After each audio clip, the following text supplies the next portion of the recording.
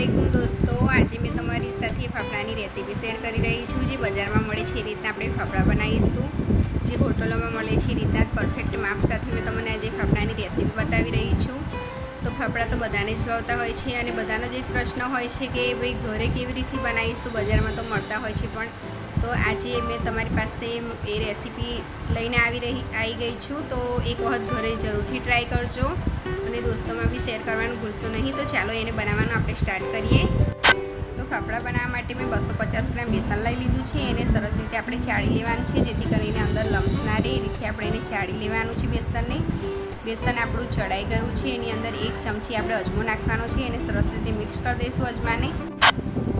હવે એક વાડકીની અંદર આપણે 1 ચમચી પાપડિયો ખાર નાખવાનો છે, અડધી ચમચી મીઠું નાખીશું। એની અંદર આપણે પાણી નાખવાનું છે અને મીઠું અને પાપડિયો ખારને એક સરખો નથી રાખવાનો જેથી કરીને ખારું થઈ જશે, એટલા માટે મેં આ રીતનું માપ બતાવ્યું છે। પરફેક્ટ માપ છે, આ રીતે તમારે માપ લેવાનું છે। 3 ચમચી જેટલું મેં તેલ લઈ લીધું છે, એને સરસ રીતે આપણે મિક્સ કરી દઈશું અને એની મદદથી આપણે લોટ બાંધી દેવાનો છે।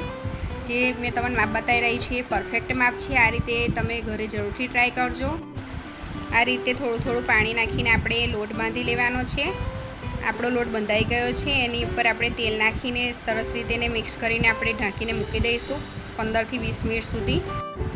લોટ તમે જે રીતનો રોટલી બનાવો છો એ રીતનો જ આપણે રાખવાનો છે, બહુ ઢીલો ના થઈ જાય, બહુ કઠણ ના થઈ જાય, એ રીતે આપણે લોટને રાખવાનો છે। હવે એને આપણે ઢાંકી દઈશું અને આપણે 10 મિનિટ જેટલો સમય થઈ ગયો છે। તમે જોઈ શકો છો લોટને સરસ રીતે મસળીને એને આપણે ખેંચીને જે રીતથી આપણે ચોળાફળી બનાવીએ છીએ એ રીતથી એને આપણે સરસ રીતે ખેંચીને લોટને તૈયાર કરી દેવાનો છે।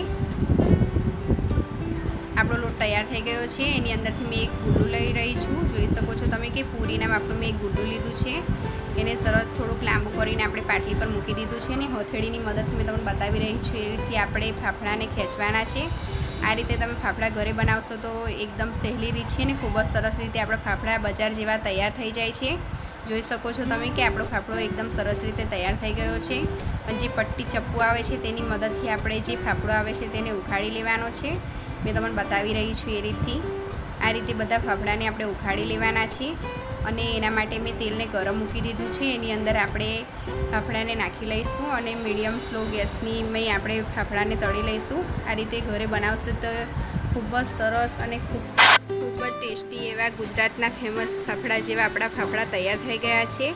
જોઈ શકો છો તમે એકદમ સરસ સફેદ બી આપણા ફાફડા થયા છે, એવા પોચા બી થયા છે, ટેસ્ટમાં બી એટલા સરસ લાગે છે આપણા ફાફડા।